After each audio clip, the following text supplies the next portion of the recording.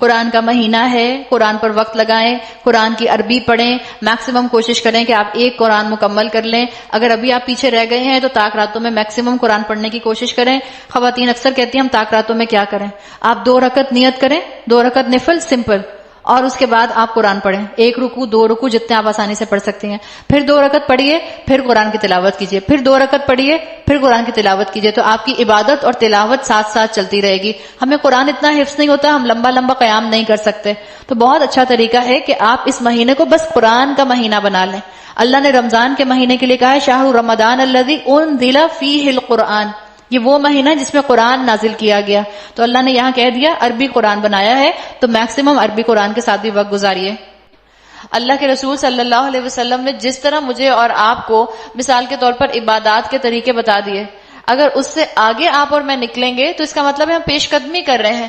اللہ کے رسول صلی اللہ علیہ وسلم آپ کو اور مجھے بتا گئے کہ شب قدر کے اندر عبادت کرو، نوافل پڑھو، قرآن پڑھو، کوئی اس کے اندر قید نہیں ہے، جتنا چاہے نوافل پڑھو.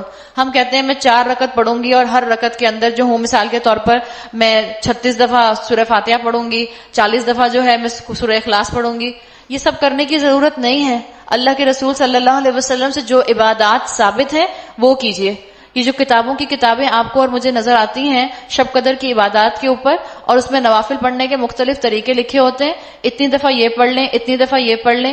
اگر وہ کسی صحیح حدیث سے ثابت ہیں تو ضرور پڑھیے، اور اگر وہ کسی صحیح حدیث سے ثابت نہیں ہے تو کیا یہ عبادات کے اندر اللہ کے رسول سے آگے نکلنا نہیں ہو جائے گا؟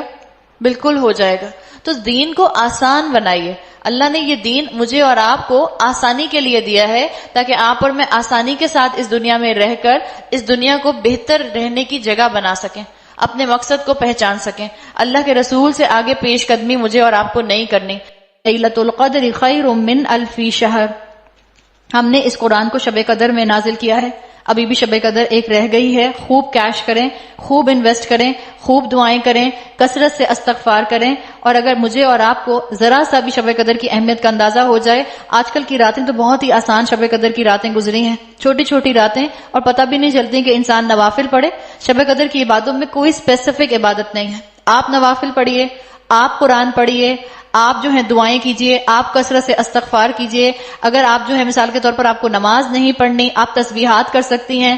جو قرآن آپ کے سینے میں محفوظ ہے آپ اس کو خوب دہرائیے. آپ کوئی قرآن کا لیکچر سنیے، لیکن آپ کثرت سے عبادت کا اہتمام کیجئے.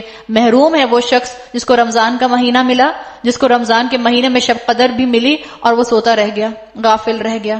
تم کیا جانو شب قدر کیا ہے؟ شب قدر 1000 مہینوں سے بہتر ہے. فرشتے اور روح اس میں اپنے رب کے اذن سے ہر حکم لے کر اترتے ہیں. وہ رات سراسر سلامتی ہے طلوع فجر تک، ہی حتی مطلع الفجر. شب قدر کی دعا اللہم انک عفو تحب العفو فاعف عنی.